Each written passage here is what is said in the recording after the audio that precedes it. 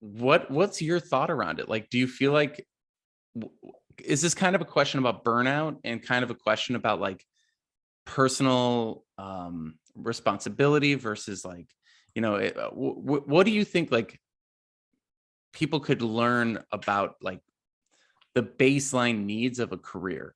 Um, Yeah. let's start with just how much effort should you be putting into your job versus your life? Yeah.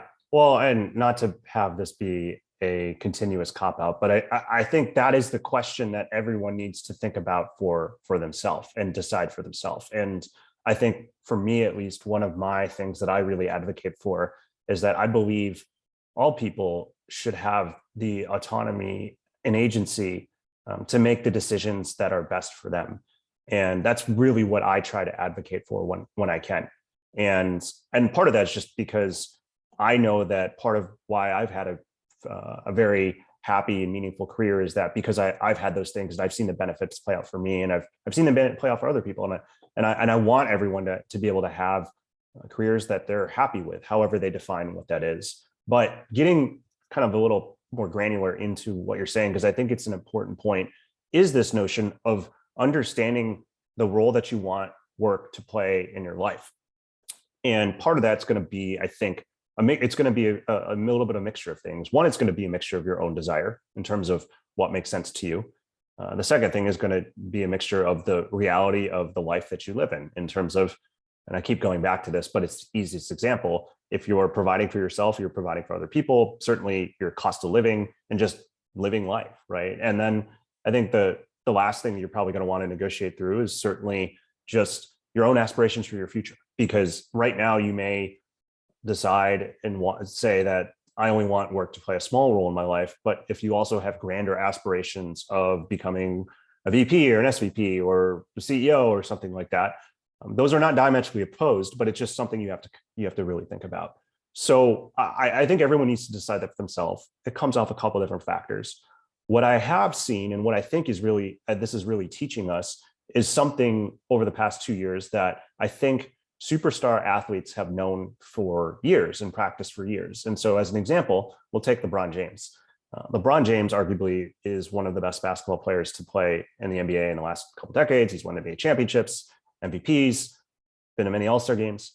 LeBron James sleeps 10 hours a night and maybe even more in the offseason. And the reason why is because LeBron James knows that in order for him to be at his absolute best, in order for him to be the top of his game, he needs to rest. He can't be giving 100% all the time. It's not possible.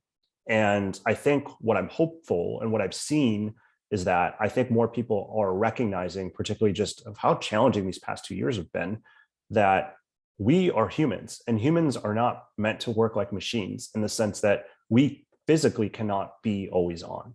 And it's very hard to always be giving 110% all the time. If I were to ask, when I do this often with my clients, where I say, realistically, like, be honest with me, do you think you can give 100% of yourself to everything in your life for 365 days a year? And all of them always say, no, I can't. And so part of it is also giving them kind of permission to be the human that they are and to recognize that it's just not possible to kind of do that. And so once we can kind of break from that, then we can start to have conversations around, okay, well, let's go back to the question. What role do you want work to play in your life right now? And then we can start to say, okay, if this is the role that we want it to play, what are the things that you do want to give 100% to? And then what are the things that maybe you just can't right now? And the qualifier is right now. It doesn't mean forever. It just means, like, at this point, I can only give so much to this. And maybe in the case of the client you were mentioning, it's okay for them to maybe give 80 or 70% towards a particular project, because what that means is that it frees up mental energy and physical energy to spend some of that time for them. And I think, to your point, I think that, look, employers are always going to do what's in the best interest of them. And that's why they're running a business. And I think that it would behoove employees to also understand and think about how they can also have that mindset for themselves, because their employers are already thinking about it. And so I think and that I try when I can to give my clients the permission to kind of see it in that way. So those are kind of the considerations to kind of think about.